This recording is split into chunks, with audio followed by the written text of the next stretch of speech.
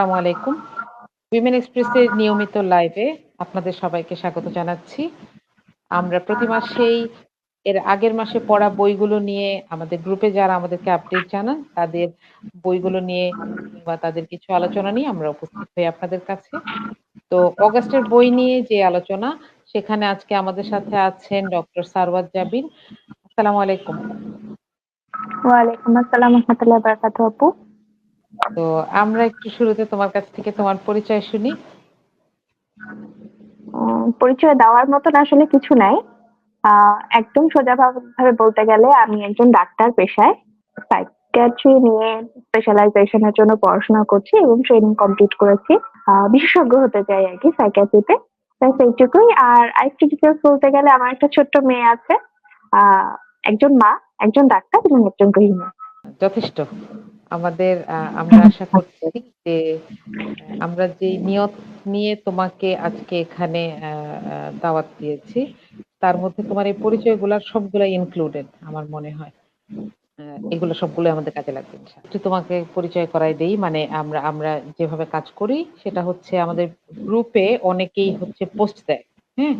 যে গত মাসে এর আগের মাসে কি বই পড়েছে। এবং হুম, এগুলা হুম। নিয়ে আমরা একটু আ রিভিউ করি যে দেখি কে কি পড়েছে। অনেকে বুক রিভিউ জমা দেয়।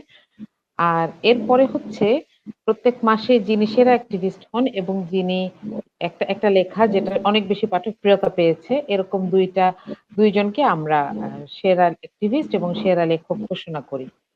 এখন ব্যাপার হচ্ছে এই মাসের ব্যাপারটা একটু আলাদা ছিল।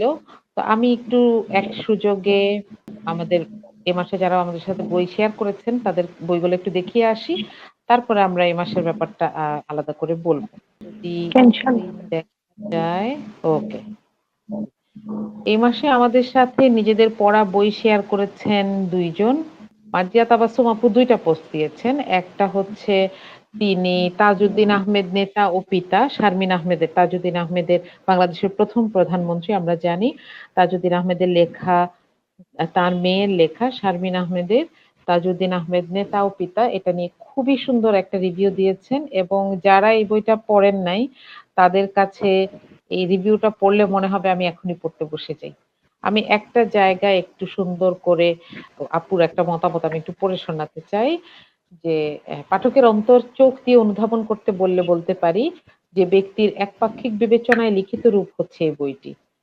সেহেতু এই বইটি পড়তে গেলে মুক্তিযুদ্ধ সম্পর্কিত আরো বই অধ্যয়ন করতে হবে। তাহলে পাঠকের ভেতরে থাকা নানান প্রশ্নের জট ভাঙা সম্ভব হবে। এই বইটির একটি শেষ লাইন, একটি লাইন বেশ মজা পেয়েছি। সেটা হলো শেখ মুজিব যখন যুদ্ধ পরবর্তী সময়ে স্বদেশ প্রত্যাবর্তন করেন, তখন বিমানবন্দরে তাজউদ্দিনের কানে, কানে বলেছিলেন, "তাজউদ্দিন আমি কিন্তু প্রধানমন্ত্রী হব।" একটা একটা সত্যি কথা হচ্ছে যে অ্যা অ্যা এই ব্যাপারগুলো যিনি লিখেছেন, যদিও আপু বারবার করে বলছেন যে এখানে হয়তো আরো কিছু বই দেখা উচিত। এখানে আমরা জানি যে ব্যক্তি যখন একটা বই লেখেন তখন সেখানে অনেক ধরনের বায়াস থাকে, অনেক ধরনের পক্ষপাত এসে পড়ে। এজন্য আমরা যখন ইতিহাস অন্য কারোর চোখে দেখতে চাই আমাদেরকে একটু সতর্ক হতে হবে। মার্জিয়া তাবাসসুম আপা আরো কিছু বইয়ের কথা লিখেছেন যেগুলো জুলাই এবং আগস্ট মাসে পড়েছেন। কাবিলের বোন আল মাহমুদ, পুতুল নাচের ইতিকথা মানিক বন্দ্যোপাধ্যায়, ক্রুসেড সিরিজের ১ থেকে ১৫ আসাদ বিন হাফিজ, উপমহাদেশ আল মাহমুদ, নেতা ও পিতা শারমিন আহমেদ, আমার ফাঁসি চাই মতিউর রহমান রেন্টু। অনেক, অনেক ভারী, ভারী বই ২ মাসে পড়েছেন। মার্জিয়া তাবাসসুম আপু হয়তো আমরা আপনার কাছ থেকে আগামীতে আরেকটু শুনতে চাই যে এই ২ মাসে আপনি কিভাবে এতগুলা বই পড়লেন এবং হয়তো আমরা অন্য কোনো বইয়ের ব্যাপারেও আপনার কাছে একটু শুনতে চাই। আপনার রিভিউটা খুবই ভালো লেগেছে। থ্যাংক ইউ আমাদের সাথে শেয়ার করার জন্য। এরপরে আমরা মাহমুদা মুন্নি আপার বইগুলা একটু দেখতে চাই। মাহমুদা মুন্নির আপার ব্যাপারটা একটু অদ্ভুত। আপু হচ্ছে হঠাৎ করে উনার কাছে মে মাসের লাস্ট উইকে উনি কিছু উইশ লিস্ট লিখেছিলেন যে এই বইগুলো আমি পড়তে চাই। তারপরে কে যেন আপুর কাছে এই বইগুলা পাঠায় এবং দুঃখের বিষয় আমিও সন্দেহভাজনদের তালিকায় ছিলাম। আমাকেও ফোন করে জিজ্ঞেস করা হয় যে আমি দিয়েছি কিনা। তো এই বিষয়টা খুবই ইন্টারেস্টিং। বাদশাহ নামদার, হুমায়ূন আহমেদ, মরিসাকি বইঘরের দিনগুলো, সাতোশি ইয়াশিগাওয়া আর হচ্ছে গল্পগুরু বাড়ি গেছে, মাহরিন ফেরদৌস। তো মাহরিন ফেরদৌসের আসল নাম হচ্ছে মানে ফেসবুকে অ্যাকুয়ারিজিয়া নামে লিখতেন এটা মুন্নি আপু বলছেন। কিন্তু আপুর প্রত্যেকটা গল্প খুব ভালো লেগেছে। আর বাকি ২ টা বইয়ের কথা আমিও বলতে পারি। খুবই সুন্দর বই। থ্যাংক ইউ মাহমুদা মুন্নি আপু আপনার পড়া বইগুলো আমাদের সাথে শেয়ার করার জন্য। আর এ মাসে সবচেয়ে যারা বই শেয়ার করেছে তাদের মধ্যে সবচেয়ে ফাঁকিবাজ সম্ভবত আমি। আমি শুধু নামগুলা লেখার সময় পেয়েছি আর কিছু পড়ার সময় পাই নাই। আমি ৩ টা ওয়েস্টার্ন পড়েছি 'আক্রোশ', 'নিঠুর আলাস্কা', 'অদৃশ্যঘাতক' আর যেই মোটা বইটা পড়েছি সেটা হচ্ছে 'আমি সুভাষ বলছি' শৈলেশ দে। এটা প্রায় ৯৫০ পেজের একটা বই এবং আম আমাদের শুরুতে খুব অস্থিরতা যাচ্ছিল। তখন আমি সেই ১৯৩৪-৩৫ সাল থেকে শুরু করে ওই সময়টা পার হচ্ছিলাম এই বইটার মধ্যে যে সময়টাতে আসলে ছাত্ররা আন্দোলন করেছিল। আমরা জানি ক্ষুদিরামের কথা, আমরা প্রীতিলতার কথা জানি। ওই সময়টা পড়ছিলাম। তো এটা আমার কাছে সবকিছু মিলে এত বেশি রিলেভেন্ট লাগছিল, এত অস্থিরতা সবকিছু চারদিকে। আমি বারবার বইটা হাতে নিচ্ছিলাম। এটা এটা একটা অটোমেটিক জিনিস হয়ে গেছিল যে এবং এটা আমার কাছে একটা একটা আশ্রয় হয়ে যাচ্ছিল। যে আমি এখানে আসলে একটু শান্তি পাই, একটু সিমিলার ঘটনা দেখতে পাই। তো যাই হোক এই ছিল আমাদের বই নিয়ে আলোচনা। আমরা এখন আম এখানে শুরুতে আমরা একটু কয়েকজন আমাদেরকে সালাম দিয়েছেন। আসসালামু আলাইকুম। ওয়ালাইকুম সালাম আলিয়া খাতুন জলি আপা। আর ইমরান হোসাইন। আমরা এই লাইভের তথ্য টাইমলাইনে দিয়েছি। পেজেও দেওয়া হয়েছে, গ্রুপেও দেওয়া হয়েছে। আপনি বোধহয় কোনো কারণে মিস করেছেন।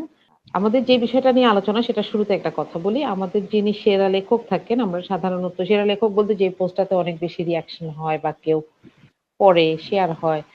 তো এইটাতে এবার আমাদের যেই লেখাটা হঠাৎ করে এই মর্যাদাটা পেল, সেই লেখাটা এমন একটা লেখা ছিল যেটা হচ্ছে যেটা যিনি দিয়েছেন তিনি পরিচয় দিতে চাচ্ছিলেন না। Sexual abuse plus bad touch নিয়ে। হুম? তো আমার মনে হলো যে এটা নিয়ে আমরা একটু কথাবার্তা বলতে পারি এবং আপু কথাগুলো বলা শুরু করার পরে দেখা গেল যে অনেকেই কথা বলছে আসলে এই বিষয়গুলা নিয়ে। এমনকি একজন এরকম কমেন্ট করছিলেন যে, আমার আসলে বিশ্বাস হয় না যে দুনিয়ায় কোনো মেয়ে আছে যার এ ধরনের অভিজ্ঞতা নাই। হ্যাঁ, ব্যাড টাচ এর অভিজ্ঞতা নাই। তো আম আনিকা যদি একটু বলো আমাদেরকে যে ব্যাড টাচ এর ধরনগুলো কি, কি? বা আমরা কোথা থেকে চিন্তা করা শুরু করতে পারি? সত্যি কথা বলতে মাদি আপু, ব্যাক টাচ ব্যাপারটা সম্ভবত যে আপা যে কথাটা বলেছিলেন আর আমার পোস্টে, যে পৃথিবীতে হয়তো এরকম কোনো মেয়ে নাই। আমিও কেন যেন এই কথাটার সাথে মানে এগ্রি করি। কেননা আমার আম মেয়েবেলা বা পরবর্তীতে বেড়ে ওঠা এবং তারপরে সাইকিয়াট্রির মতন একটা জায়গায় আসার পরে আমি যেটুকু এক্সপেরিয়েন্স করেছি, আমার কাছে আহ আমার মনে পড়ে না যে এমন কোনো ইন্ডিভিজুয়ালকে আমি পেয়েছি কিনা যে যারা এ ধরনের কথা আমাকে বলেনি। Even even if they are not client, হ্যাঁ, ফ্রেন্ড সার্কেলে, মানে যদি একদম ছোটবেলার দিকে চলে যায়, স্কুলে ইট ওয়াজ আ রেগুলার টক। মানে আসলে আমরা যে সময়টা বড় হয়ে উঠেছি, গার্লস স্কুলে পড়েছি বা গার্লস কলেজে পড়েছি, ব্যাড টাচ শব্দটা কিন্তু আসতো না, বা আমাদেরকে ব্যাড টাচ আসলে কি সেটা কখনো শেখানো হয় নাই। আমরা এক্সপিরিয়েন্স করেছি এবং এক্সপিরিয়েন্স এর সাথে ফ্রেন্ডসরা শেয়ার করতো। দেখা গেছে এমন হয়েছে, মানে জাস্ট ছোট ছোট একটা ইনসিডেন্ট, ছোট ইনসিডেন্ট শেয়ার করি। আমাদের খুব, মানে আমার খুব ক্লোজ একজন ফ্রেন্ড ছিল এবং দেখা গেল সে স্কুলে, আমরা ডে শিফটের স্কুলে পড়তাম, আমাদের 11:30টার সময় স্কুলে আসতে হতো এবং আমরা 3:30টা পর্যন্ত, 4টা পর্যন্ত স্কুলে থাকতাম। সে স্কুলে আসলো কাঁদতে কাঁদতে। ক্লাস 6 এ পড়ি তখন। তখন জাস্ট আমরা, মানে ওই যে ওড়না নেওয়া মাত্র আমাদের স্টার্ট হয়েছে, যেহেতু গভর্নমেন্ট স্কুল। তার আগে আমরা ফ্রক পরতাম, নতুন করে কামিজ পরা শুরু হয়েছে। তো কাঁদতে কাঁদতেই এসেছে এবং সবাই তাকে প্যাসিফাই করার চেষ্টা করেছে, আরে ধুর, এটা কোনো বিষয় না। অ্যান্ড হোয়াট শি শেয়ার যে মানে সে ব্যাড টাচের ভিকটিম। এবং আমার কাছে তখন ব্যাপারটা মনে হয়েছিল যে, এবং এই ইনসিডেন্টের পরে, পার্টিকুলারলি এই ইনসিডেন্টের পরে আমি খেয়াল করে দেখতাম she became very conscious about her get up. যে মেয়েটা মুখ, মানে সত্যি কথা বলতে গোল্লা ছুট বা রুমাল চুরির মতন খেলায় মুখ, মানে ছুটোছুটি করে বেড়াচ্ছে, ওকে দৌড়ঝাঁপে কেউ আটকাতে পারছে না, সে মেয়েটা কেন যেন গুটিয়ে গেল। পরবর্তীতে আরো অনেক রকম, যেমন মেডিকেলে থাকার সময় আমরা একটা আপার কাছ থেকে স্টোরি শুনেছিলাম। ওনার কোনো আত্মীয়ার মেয়ে হবে, উনি 3 মাস বয়সী, 3 মাস বা 2 মাস বয়সী একটা বাচ্চার কথা বলছি আমি।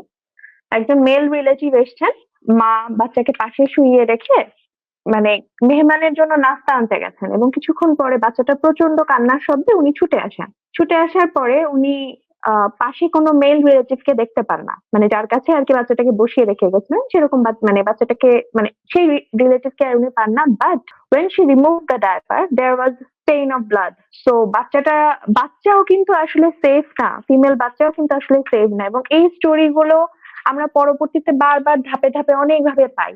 সুতরাং এত ছোট মানে ব্যাড টাচ শব্দটা যে আসলে কি, এটা মনে হয় সহজাত কোনো প্রবৃত্তি যে আমি বুঝতে পারবো যে দিস ইজ নট গুড। এখন আমি যদি একদম ছোট বাচ্চাদের কথা বলি, ব্যাড টাচের ধরন কি কি ধরনের হতে পারে, যদি সোজা বাংলায় বলা যায়, আমার অনুমতি ছাড়া যে কোনো ধরনের স্পর্শই ব্যাড টাচ। কিন্তু তারপর ব্যাড টাচের মধ্যে ধরন আছে যে বাচ্চারা কিন্তু আমাদের বড়দের চাইতেও আমার কাছে মনে হয় যে খুব সেন্সিটিভ হয়, তারা আদরের ধরনগুলো বুঝতে পারে।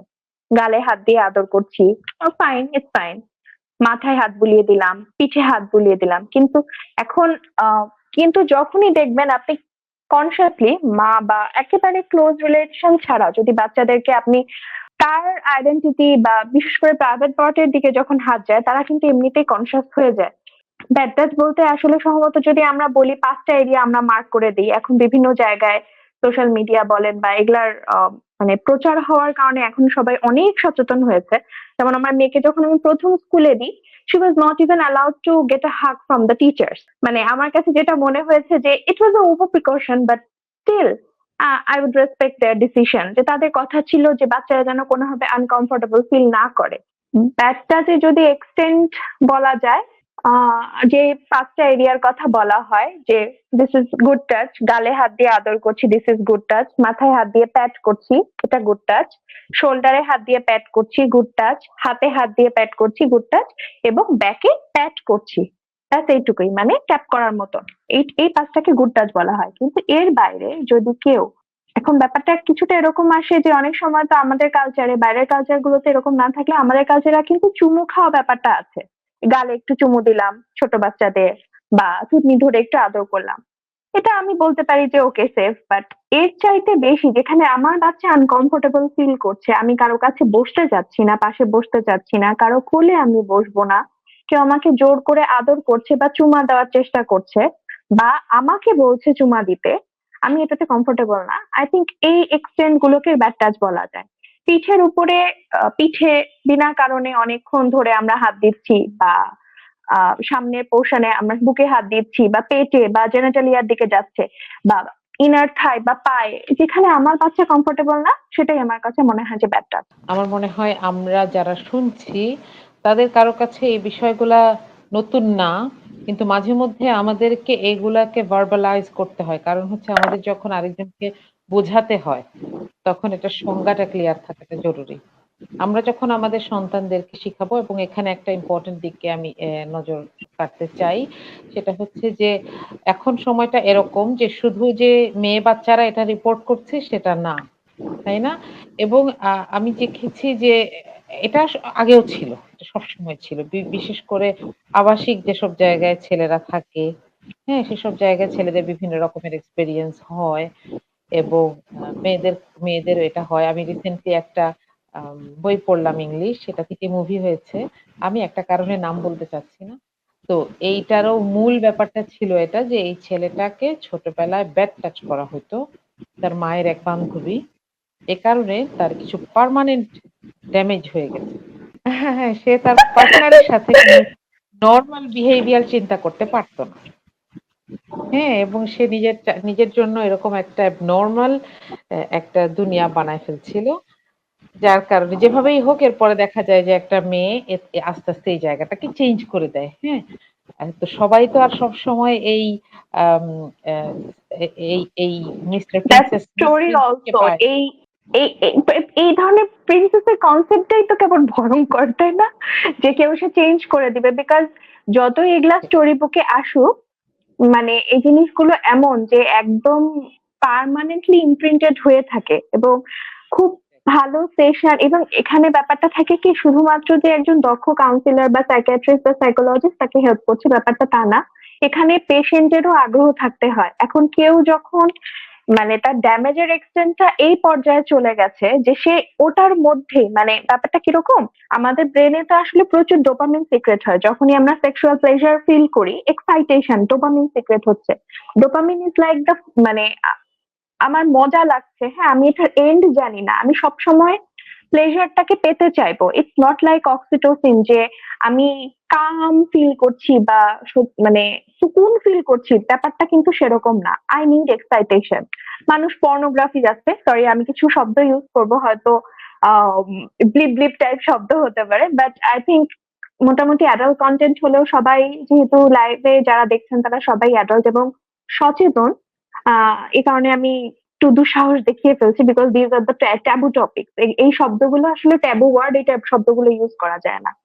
তো পর্নোগ্রাফি যখন দেখবেন যে বাচ্চারা বিশেষ করে, মানে আমার কাছে আমাদের একজন টিচার একটা কথা বলেছিলেন যে, এবং এই কথাটা আমার কাছে খুব ক্যাচ করেছিল, বিকজ ওই বয়সী উঠতি বয়সী ভাই বোন আমার আছে, যে এই যে 12-13 বছরের বাচ্চারা, 12-13 না আরো কম, এখন বাচ্চারা তো আরো আগে শিখে যায়। আমরা যেখানে পর্নোগ্রাফি বা ব্লু ফিল্ম এই শব্দগুলো শিখেছি হয়তো ইউনিভার্সিটি লেভেলে উঠে, বা ফ্রেন্ডদের সার্কেলে, যে জিনিস ছেলেদের চাইতে মেয়েদের একটু কম হলেও মেয়েরাও কিন্তু তারপরেও জানতে পারে। ছেলেরা যেমন মোটামুটি 16 থেকে 21 বছরের মধ্যে এই শব্দগুলোর সাথে পরিচিত হয়েছে, মেয়েরা হয়তো কিছুটা পরে হয়।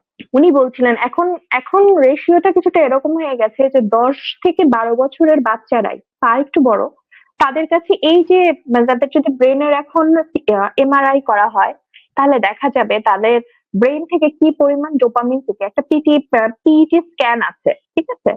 তো ওইটাতে দেখা গেছে বাইরের যে কান্ট্রিগুলোতে রিসার্চ, আমি অ্যাকচুয়ালি কোট করতে পারছি না আর্টিকেলটা কোথায়, এবং এই আর্টিকেলটা আমিও পড়েছি, যে ব্রেনের একটা স্পেসিফিক এরিয়া সবসময় স্টিমুলেটেড হতে থাকে এবং তাদের কাছে এই পারভার্সনটাই নর্মাল। এই কারণে দেখবেন যে আমরা যখন আউটডোর পেশেন্টস দেখতাম, দেখা যেত যে ইরেকটাইল ডিসফাংশন নিয়ে, বা মানে ইউজুয়ালি ইরেকটাইল ডিসফাংশন নিয়ে আসছে, বা হচ্ছে আপনার ইজাকুলেশনের সমস্যা হচ্ছে, এই পেশেন্ট গুলো এসে বলতো আমরা কোনোভাবে, মানে we are not satisfied, we are not sexually satisfied। ওয়াইফও বলছে একই কথা, হাজবেন্ডও বলছে একই কথা, কিন্তু কেন? যখন আমরা হিস্ট্রি ডিটেলসে দিতে যাই তখন দেখা যায় যে কোনো না কোনো ভাবে ইউজুয়ালি দেখা যায় যে মেল পার্টনার এটার প্রতি এক্সপোজ থাকেন, যার কারণে তারা এক্সপেক্ট করেন যে তাদের ফিমেল পার্টনাররা সেই একইভাবে পারভার্টেড ওয়েতে অ্যাক্ট করবে, এবং তারা এক্সপেক্ট করেন যে তাদের এবং ফিমেল পার্টনারদের ব্যাপারটা এরকম থাকে, যেহেতু এই ধরনের মুভিজ গুলো যখন বানানো হয়, এখানে কিন্তু প্রচুর ড্রাগস এর ইউজ হয়। নর্মাল কন্ডিশনে কখনো 5 থেকে 7 মিনিটের বেশি এই ধরনের অ্যাক্টিভিটি এক্সিস্ট করতে পারে না, unless he has some kind of super power. Okay, কিন্তু আমরা বারবার যখন সিনেমাতে বা এই ধরনের ছোট ছোট ক্লিপে বারবার দেখতে থাকি যে তাদের এক্সিস্টিং, মানে এই প্রসেসটা 15 মিনিট 20 মিনিট ধরে চলতে থাকে, তাদের মধ্যে একটা আনরিয়েলিস্টিক এক্সপেকটেশন চলে আসে, এবং এই জিনিসগুলো না মার্কেট বেশি বিচায়। দেখবেন যে ক্যানভাস ওয়ালারা এই এই কথা বলে ওষুধ বিক্রি করে, হ্যাঁ, তারপর রাস্তাঘাটে সবাই, মানে এই জিনিসগুলো হচ্ছে সবার কাছে নিষিদ্ধ প্লেজারের মতন, এবং এই জিনিসটা কেউ নট, কি বলবো, courageous enough or not brave enough to address যে এই জিনিসগুলো পারভার্সন, এবং এগুলা কখনো নর্মাল হতে পারে না। এই যে বললাম ট্যাবু টপিক ওয়ার্ডস, এই ট্যাবু ওয়ার্ডস গুলো শোনার সাথে সাথে আমাদের মাথার মধ্যে ফিল্টার হওয়া শুরু করে যে এই শব্দটা আসছে, তো this is suppose two be something distorted, কিন্তু এটা যে ডিস্টরশন না, এটা যে একটা সহজাত প্রবৃত্তি, এই জিনিসটাকে আমরা চেঞ্জ করে ফেলেছি। যে আচ্ছা, তাহলে আমরা একটা জিনিস তোমার কথা থেকে বুঝতে পারলাম যে এটার ভিকটিম বলো কিংবা এটার যারা কি বলবো এটাকে, যারা এই কাজটা করেন কনসিয়াসলি কিংবা সাবকনসিয়াসলি অর আনকনসিয়াসলি, এটার যারা ভিকটিম থাকে তাদের প্রত্যেকেরই ভবিষ্যতের সুস্থ জীবনযাপনে এটা প্রভাব ফেলে, তাই না? এটা একটা অনেক বড় Definitely. অ্যালার্ম। এটা একটা অনেক বড় অ্যালার্ম। কারণ হচ্ছে শুধু যে ক্ষতিগ্রস্ত ব্যক্তি তার ভবিষ্যৎটা নষ্ট হয়ে যাচ্ছে, তার চিন্তা ভাবনাগুলো ডিস্টর্টেড হয়ে যাচ্ছে, বিষয়টা সেটা না। বরং এই ধরনের অ্যাক্টিভিটিতে যারা আসলে থাকেন, হ্যাঁ? তাদেরও হেল্প দরকার। আমি এখানে মাসুমা Exactly. তাসনিম আপার একটা কমেন্ট একটু দেখতে চাই যে, অবুঝ বয়সে না বুঝে যদি অনুমতি দেয় সেটাও খারাপ, কারণ সে এটার গভীরতা বুঝে না। ডেফিনিটলি। কারণ True. সেখানে সেই বয়সে তো অনুমতির ব্যাপার আসে না। তাই না? এবং আনঅথরাইজড এক ধরনের যেকোনো এক্টিভিটিতে। জি, তানিকা।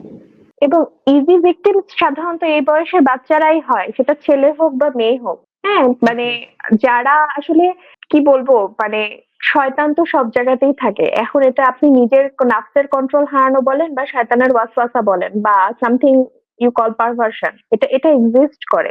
রাইট। এবং এখানে আসলে তুমি যেটা বলছিলা যে আসলে বাচ্চারাই বেশি ক্ষতিগ্রস্ত হয়। কারণ ওরা তো রিপোর্ট করতে পারে না। True. তাই না? দেখা যায় যে আ আ একটা একটা আত্মীয় একটা নির্দিষ্ট আত্মীয় বাসায় আসলে একটা বাচ্চা খুব টেনসড হয়ে যাচ্ছে। মা বলে যে, বাচ্চাটা জানি কেমন? মানুষের সাথে মিশতে পারে না। কেন এরকম করে?" হ্যাঁ, হয়তো অনেক সময় জোর করেই তাকে দেয়া হয় যে, "না একটু যাও উনার কোলে। উনি তো ভালো।" কিন্তু এই ব্যাপারটা হুম। কিন্তু পরবর্তীতে আবার বাচ্চা যে রিপোর্ট করে না সেটাকে প্রভাবিত করে, তাই না? যে যেমন ধরো আ আ মনে হয় যে উনাকে তো আমার আম্মু বিশ্বাস করে। তাহলে উনি যে কাজটা করছেন আমার মনে খটকা লাগলেও এটা মনে হয় খারাপ কাজ না। কারণ উনি কিন্তু বাসায় আসে, তাই না? তাহলে আমি যদি কাউকে বলি তাহলে আমাকে মানুষ খারাপ মনে করবে। এই যে ছোট বাচ্চাদের মধ্যে বাচ্চাটা তার আসলে কিন্তু ব্যক্তিত্বের মধ্যে এই জিনিসটা নরমালাইজেশন হয়ে যাচ্ছে আর কি। জি, জি, জি, জি, জি, জি, খুবই। আবার আরো কিছু মানুষ এখানে হয়তো রিস্ক এ থাকতে পারেন। যেমন হচ্ছে আম যারা প্রতিবন্ধী। হ্যাঁ? হুম। যেহেতু তারা রিপোর্ট করতে পারে না। আমি এরকম বেশ কিছু দেখছি। ওই যে আমরা একটা কবিতার লাইন জানি, তাই না? যে পাগলিটা মা হয়েছে কিন্তু কেউ বাবা হয় নাই। হুম। হ্যাঁ, যে এই মানুষগুলার সাথে যে অন্যায়গুলা হয়, তারা কাউকে বলতে পারে না দেখে একতরফা অন্যায় হয়ে যায়। তাই না? আবার আরেকটা সময় দেখা যায় আমার কাছে এটাকেও খুব আমি তোমার কাছ থেকে একটু শুনতে চাইবো যে বয়ঃসন্ধিতে আসলে মানুষের তো কৌতূহল থাকে, তাই না?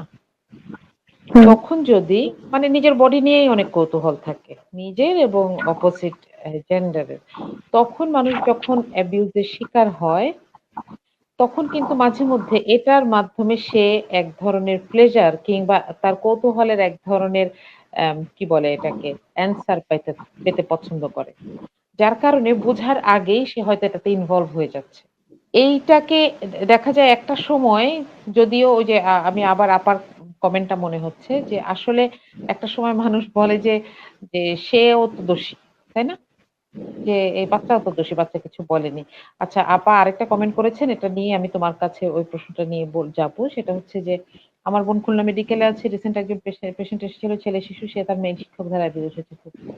এক্সাক্টলি আপা আমরা এটাই বলছিলাম, তাই না? যে আসলে এটার এখন কোনো জেন্ডার নাই।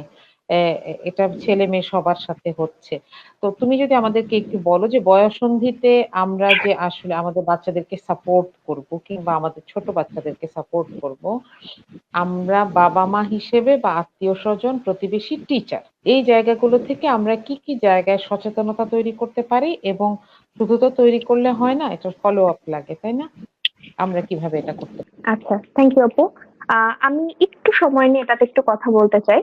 প্রথম কথা হচ্ছে আ ৩ টা ৩ টা স্টেজ আমি বলব। ৩ টা না, ২ টা স্টেজ। ওকে? ফার্স্ট হচ্ছে একদম বেবি যারা, যেটা তারা মাত্র বুঝতে শিখছে। তার আগের স্টেজটা আমি না হয় ধরলাম না। যেমন ধরেন ৬ থেকে শুরু করলাম। ৬ থেকে ১২ র কথা বলব এবং ১৩ থেকে আপ টু 16 অর 18 এর কথা বলছি। আ যারা একেবারেই ছোট তাদের ক্ষেত্রে ব্যাপারটা দে আর দ্য ইজি টার্গেট। এখানে আমি বলব সবচাইতে বড় রোল মা-বাবার, এবং মা-বাবার এখানে বুঝতে হবে এখানে দে আর ওয়ান টিম। এখন দেখা যাচ্ছে আপনি অ্যাজ এ মাদার কারো কাছে কমফোর্টেবল না, বা আপনি বুঝতে পারছেন। দেখেন, আ আমার যেহেতু নিজের সন্তান আছে এবং আমি যেহেতু ফ্যামিলির বড় মেয়ে, মানে আমার মানে সিবলিংস অনেক, মানে কাজিনস বা এই বয়সীরা অনেকে আছে। যার কারণে আমি যেটা দেখেছি যে মা হিসেবে না বা বড় বোন হিসেবে, মানে অ্যাজ এ গার্ডিয়ান হিসেবে একটা জিনিস না বোঝা যায় যে তারা কোন জায়গাটাতে আনকমফোর্টেবল। তারা কোন জিনিসটাতে আনইজি ফিল করছে। হতে পারে সেই জিনিসটা আপনার কাছে আপাত দৃষ্টিতে মনে হচ্ছে ওই যে আপনি যে কথাটা বললেন আপু, যে হ্যাঁ আমার বাচ্চা মিশতে চায় না, কেন যাচ্ছে না। কিন্তু যদি একটু বাচ্চাটাকে সময় দেন, একটু আলাদা করে ডেকে নিয়ে কথা বলেন, আপনি বুঝতে পারবেন যে তার মানে ডিসকমফোর্টটা কোনখানে হয়েছে। এখানে আমি আসলে গার্জিয়ানের জেন্ডারটাকে ইম্পর্টেন্ট মনে করি না। হতে পারেন আপনি বাবা, হতে পারেন আপনি মা। You have to trust your child, বা আপনার আন্ডারে যে আছে তাকে আপনাকে ট্রাস্ট করতে হবে। যদি ওইখানে মানে সবচাইতে বড় সমস্যাটা না ওই ট্রাস্টের জায়গাতে হয়। এখন একটা মানে ছোট বাচ্চা সে কিন্তু জেনে শুনে মিথ্যা বলবে না। তার মাথায় কিন্তু একদম ১৪-১৫ বছর বয়সের একটা ছেলে বা মেয়ের মধ্যে কূটবুদ্ধি নাই, বা আরো বড়দের মতন কূটবুদ্ধি নাই যে তাকে কোন রকম একটা কেসের মধ্যে আমি ফাঁসায় দিব বা এই ধরনের। সে যখন কথাটা বলবে তখন কিন্তু সে ভয় থেকে বলবে এবং সে সত্যি কথাটা বলবে, because he or she need that support, যে আমার সাথে এটা হচ্ছে, you have to trust me. হয় না, বাচ্চা কোনোভাবে বুলির ভিকটিম হয়েছে, বা বাচ্চাকে কেউ থাকে, ছোট বাচ্চাদের খেলতে গিয়ে ধাক্কা মেরে ফেলে দিয়েছে, এখন হতে পারে সেটা খেলার চলে, সে আপনাকে এসে বললো, মা আমাকে, আমি কিছু করিনি, আমাকে ধাক্কা মেরে ফেলে দিয়েছে। এখন যদি আপনি আপনার বাচ্চাকে বলেন, না তুমি মনে হয় দুষ্টুমিটা করেছো, বা যা হয়েছে ঠিকই হয়েছে, বাচ্চাটা কিন্তু সেকেন্ড টাইম কখনো আপনার কাছে আসবে না। আপনাকে এই ছোট্ট বয়স থেকেই তার মধ্যে এই ট্রাস্টটা মানে এই ট্রাস্টটা নার্চার করতে হবে, যে আমার যে কোনো সমস্যা হোক, হোক আমাকে একটা পিঁপড়া কামড় দিয়েছে, হোক আমাকে কেউ পুশ করেছে, অথবা হোক সামওয়ান আমার সাথে এমন কিছু করতে চেয়েছে যেটা আমি পছন্দ করছি না, আমি কমফোর্টেবল না, সেটা বলার মতো স্পেস আপনাকে রাখতে হবে। 2 নাম্বার যেটা যেটা আমি স্পাউসের কথা নিয়ে বলছিলাম, যে আপনার ওয়াইফ কেন আপনাকে মানা করছে, বা আপনার হাজবেন্ড আপনাকে কেন একটা বাউন্ডারি সেট করে দিচ্ছেন, সে ব্যাপারেও আপনার রেসপেক্টফুল হতে হবে। কেননা আসলে ব্যাপারটা এরকম, হয়তো অনেক কিছু আমরা ভার্বালি এক্সপ্রেস করি না, কিন্তু উই মাইট নো সামথিং। একজন ওয়াইফ হয়তো জানতে পারেন, বা একজন হাজবেন্ড হয়তো জানতে পারেন যে আহ, মানে ডেঞ্জার লেভেলটা কোনটা। সবকিছু কি আর ভার্বালি এক্সপ্রেস করা দরকার হয়, যে অমুক আত্মীয়র কাছে যেও না, বা অমুক জায়গায় যাওয়াটা আমি পছন্দ করছি না? নিশ্চয়ই কিছু না কিছু চিন্তা করেই উনি বলছেন, এবং সেটা যদি খুব বেশি মানে অমান্য না হয়, বা ইম্পসিবল না হয়, আমার কাছে মনে হয় যে এই জায়গাটা রেসপেক্ট করাটা খুব দরকার। এতে করে হয় কি, যখন আপনাদের পার্টনারদের মধ্যে রেসপেক্টটা থাকে, বাচ্চাটাও রেসপেক্টের জায়গাটা শেখে। তারা মনে করে যে আমি আমার মা বাবার কাছে সেফ, আমি আমার মা বাবার কাছে আসলে মা অথবা বাবা আমাকে পুশ করবে না। এ গেল একদম ছোট বাচ্চার কথা। একটু বড় যে বাচ্চারা, মোটামুটি 5 থেকে একটু বড়, তাদেরকে আমার কাছে মনে হয় সবচাইতে ভালো যে জিনিসটা, আম বসে ডিসকাশন, যে আমি তোমাকে এভাবে আদর করছি, এই আদরটা নরমাল, কিন্তু এভাবেও মানুষ তোমাকে আদর করতে পারে। কেননা তারা কিন্তু আসলে টাচ ব্যাপারটা বুঝবে না, তাদেরকে আদর দিয়েই বোঝাতে হবে। বিকজ আমরা যখন ভিকটিমদের, বা ভিকটিম আমি বলবো না, আমরা যখন ক্লায়েন্টদের সাথে কথা বলি, তখন কিন্তু তারা সবসময় দেখা যায় যে বাচ্চারা এই পয়েন্টেই কথা বলে, যে প্রেডিটার্স যারা আছে তারা কিন্তু প্রেয়েদের কাছে এই শব্দটাই নিয়ে আসে, যে একটু আদর করব, এটা তো কিছুই না, এটা জাস্ট একটু আদর। তো আমার কাছে মনে হয় এই শব্দটা, এই শব্দগুলো, যে আহ মানে তারা যে শব্দটা ইউজ করছে, যে আদর করছি, কারণ বাচ্চারা তো এই জিনিসটা বুঝে না যে আদরের মধ্যেও ভালো আদর এবং খারাপ আদর আছে, তাই না? তো এই আদরটা, কোন আদরটা ভালো আদর এবং কোন আদরটা খারাপ আদর, এটা আপনাকে বাচ্চার লেভেল বুঝে অ্যাজ এ প্যারেন্ট আপনাকে আগাতে হবে। এখানে আমার কাছে মনে হয় যে মা বাবার ভূমিকাটাই সবচাইতে বেশি। এবং অ্যাজ এ মানে আপনি এখন টিচারদের পর্যায় থেকে, টিচাররা যেমন ইনিশিয়ালি কিছু শেখাতে পারেন, যেমন আমি যে কথাগুলো বললাম, যে কোন টাচটা গুড, কোন টাচটা নট মানে ব্যাড টাচ, সেটা প্লে গ্রুপের বাচ্চা থেকে আস্তে আস্তে টুকটুক টুকটুক করে শেখানো যায়। আর আরেকটা যেটা পয়েন্ট, সেকেন্ড পয়েন্ট, সেটা হচ্ছে যে প্রাইভেট জেনিটালিয়ার ব্যাপারে বাচ্চাদেরকে খুব ক্লিয়ার একটা আইডিয়া দেওয়া। যে আমরা দেখা যায় যে ছেলেদের প্রাইভেট পার্টকে কিছু স্পেসিফিক শব্দ দিয়ে লিমিট করি, মেয়েদের প্রাইভেট পার্টকে কিছু শব্দ দিয়ে লিমিট করি। হ্যাঁ, আমার কাছে মনে হয় এই শব্দগুলো সুন্দর, মানে যে শব্দগুলো আর কি বিকৃত না করে, ঠিক আছে, এক্সাক্ট ইনফরমেশনটা তাদের কাছে দেওয়া। তারপরে আরেকটা জিনিস আমার কাছে যেটা মনে হয়, যে বাচ্চাদের সামনে হায়া বজায় রাখাটা খুব জরুরি। আপনার বাচ্চা বালেগ না, তার মানে এই না যে আপনি তাদের সামনে অ্যাবসার্ড কোনো বিহেভিয়ার করবেন। আপনি হয়তো, আপনার কাছে মনে হতেই পারে যে, মানে আমি আমি এরকম একজন, মানে এইরকম আউটডোর একটা পেশেন্ট দেখেছিলাম, যে they are from low socio economic condition, এবং তাদের জন্য এটা খুব নর্মাল। যে এটা তার কথা, যে আমরা তো হাজবেন্ড ওয়াইফের মধ্যে জিনিসটা, আমাদের সম্পর্কটা তো হাজবেন্ড ওয়াইফের সম্পর্ক, কিন্তু এটা তো বাচ্চা ভালোভাবে নিচ্ছে না। সে হয়তো অন্য আরেকজনের সাথে এটা নিয়ে রোল প্লে করছে। বাচ্চারা কিন্তু রোল প্লে করে, বাচ্চারা কিন্তু এই জিনিসগুলো খেয়াল করে। আপনার কাছে জিনিসটা ইনোসেন্ট হলেও, বা জিনিসটা লজিক্যাল হলেও, বাচ্চার ওই ছোট মাইন্ড কিন্তু এটা প্রসেস করতে পারবে না। আপনি খেয়াল করে দেখবেন, যারা এই ধরনের ইনসিডেন্ট গুলোর প্রতি এক্সপোজড, তারা কিন্তু ডলস নিয়ে খেলা করে, রোল প্লে, বাচ্চাদের রোল প্লে গুলো ডলস নিয়ে হয়। এবং এই জিনিসটা আমার কাছে খুব ইন্টারেস্টিং লাগে, যে তারা তাদের মাথার মধ্যে দেখবেন যে অধিকাংশ বাচ্চারা আহ মানে খেলতে যায়, আসো আমরা ঘর ঘর খেলি, বা আমরা বড় বউ খেলি, এই শব্দগুলো আমার মনে হয় মা বাবাদের বা গার্জেনদের মানে খেয়াল রাখা উচিত। বাচ্চাদের সাথে কথা বলেন, বাচ্চারা খেলছে, হতে পারে সেটা সমবয়সীদের সাথেও খেলছে, but you can not leave them alone. আবার অনেক বাচ্চারা দেখা যায় যে এটা আসলে পেয়ার প্রেসারে করে বাচ্চারা, যে রুম রুম লক করে দিয়ে খেলবে। হ্যাঁ, ছোট বাচ্চারাই হাঁড়ি পাতিল নিয়ে খেলছে কিন্তু রুমটা লক করে দিবে। আমার মনে হয় এই জায়গায় বাউন্ডারি গুলো টানা দরকার। তুমি কার সাথে খেলছো, তোমার সাথে কোন বয়সী বাচ্চা আছে, অফকোর্স তুমি যা খেলছো তুমি খেলো, কিন্তু দরজাটা খোলা রাখো। তারপরে আরেকটা জিনিস যেটা আমি ছোটবেলা থেকে নোটিস করতাম, এবং আমার বাচ্চা যখন আস্তে আস্তে বড় হচ্ছে আমি জিনিসটা নোটিস করেছি যে অনেক মানে অনেক বাচ্চাদের দেখা যায় যে ছোট সিবলিং থাকে, নার্সিং মা থাকেন, তো it's a very natural thing যে বাচ্চারা এই জিনিসটাকে কপি করবে। হ্যাঁ, যে আমি আমার ডলকে নার্স করছি, বা মা তো এটা করে, দ্যাট মিনস ইটস নর্মাল। কিন্তু এটা কিন্তু যখন আপনি গেম হিসেবে নিবেন, এটা কিন্তু নর্মাল গেম না। এখন এটা প্রিভেন্ট করার উপায় কি? আপনি নিশ্চয়ই বাচ্চার হাত থেকে পুতুল ছিনিয়ে নিতে পারবেন না, বা বাচ্চাকে ওইভাবে বুঝাতে পারবেন না, কেননা এটা না ব্যাপারটা অনেকটা নিষিদ্ধ প্লেজারের মতন। হ্যাঁ, আমি ওর কাছ থেকে যদি কিনে নিয়ে নিই, সেটা সে বারবার বারবার করে করতে থাকবে। মা মানা করছে, তার মানে এটাই আমি আবার করবো। সবচাইতে বেস্ট বুদ্ধি হচ্ছে ওপেন কনভারসেশন রাখেন। আপনার বাচ্চা কি করছে কিছুক্ষণ পর পর গিয়ে একটু সুপারভাইজ করেন। হাঁটতে ফিরতে বাচ্চা বাচ্চার মতন খেলুক, বাচ্চা বাচ্চার মতন ড্রয়িং করছে, একসাথে টাইম স্পেন্ড করছে, আপনি 10-15 মিনিট পরে একটু উঁকি দিয়ে দেখে আসেন না মানে সে ঠিক আছে কিনা। আর আরেকটা জিনিস যেটা যারা দেখা যায় যে, আমি এটা অ্যাড্রেস করছি এই কারণে যে হাউস হেল্পের কাছে অ্যাবিউসের একটা হিস্ট্রি আমরা পাই, এবং এটা আসে। এখন আসলে এটার জন্য দেখা যায় যে খালি মাকে দোষ দেওয়া হয়, কিন্তু আমার কাছে মনে হয় এটা শুধুমাত্র মার রেসপন্সিবিলিটি না।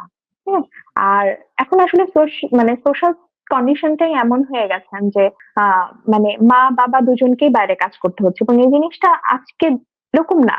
যখন প্রেডিটররা আসে তারা কোন ফর্মে আসবে ইউ নেভার নো। একটা মেয়ে বাচ্চাকে একটা মেয়ে হাউস হেল্পও কিন্তু অ্যাবিউজ করতে পারে। It's not necessarily that he has to be someone male. ঠিক আছে, এই জায়গাগুলো আপনাদের এনশিওর করতে হবে যেন আপনার বাচ্চা এই বয়সে জানে যে এটা নর্মাল বিহেভিয়ার, এটা অ্যাবনর্মাল বিহেভিয়ার।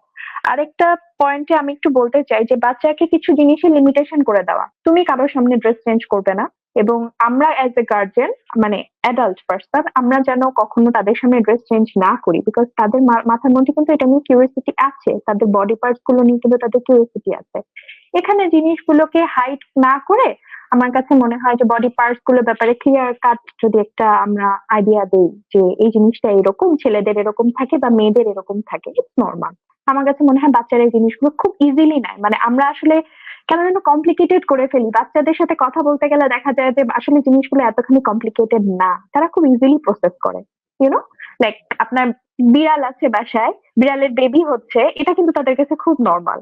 কিন্তু এটা যখন আমরা একটু প্যাচ পুচ দিয়ে এমনে আসলো অমনে আসলো, এইভাবে হলো ওইভাবে হলো বলতে যাই, তখনই কিন্তু ঝামেলাটা শুরু হয়। আচ্ছা, এবার আসলে অ্যাডোলেসেন্টে। অ্যাডোলেসেন্সের ক্ষেত্রে ওই একই কথাই বলবো। It is another taboo topic, মানে ট্যাবু ওয়ার্ড।